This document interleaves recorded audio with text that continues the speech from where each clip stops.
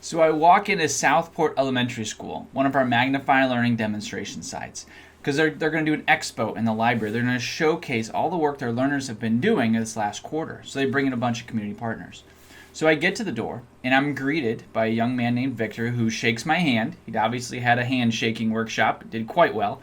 He says, "Good morning." And I say, "Well, good morning, young man." And I walk on my way to the library. Well, then Victor catches up to me and starts telling me about the PBL unit he's been working on.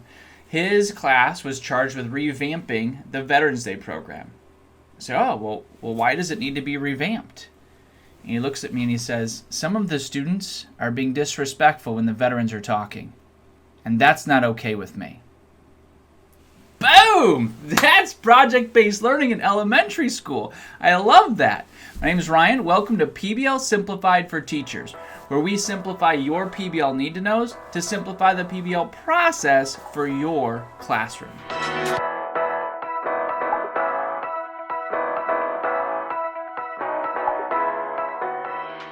What does project-based learning look like in elementary school?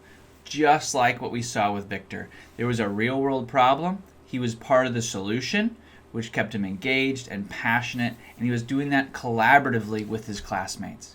That's exactly what we want to see in project-based learning, because our learners absolutely need writing, reading, arithmetic, all those R's, because it's hard to solve real-world problems without those.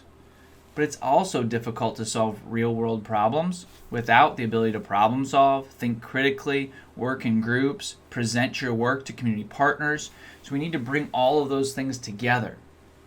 A key for project-based learning in elementary is it starts to give our learners context to the knowledge that they're learning. We've all seen where our learners have the knowledge, but they get in a different setting, and suddenly it seems like they've never heard of it before. PBL creates knowledge and allows it to be a tool that's used in different settings. So they get used to using this tool of knowledge or different knowledges in different situations. That's a great skill to have.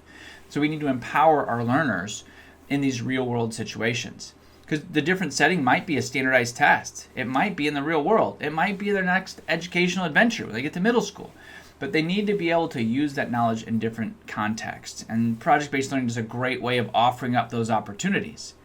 So how do you start doing this? One, recommend a tour. Go find an elementary school that's doing this super well. As soon as you walk into the school and then classrooms, you're going to feel a different culture and climate. And that's not an accident. That happens through the culture that's built in project-based learning. On a real practical note, our friends at ULead, who have given us these great facilitation cards, which you should go and get, they also have ULead Junior cards, right? So they're a little bigger. They've got different activities on here. They've been simplified so our elementary friends can use those. Highly recommend getting those as a facilitation tool. And then you do the great things that we do in project-based learning, and you move them right into elementary. You expect high things of these learners.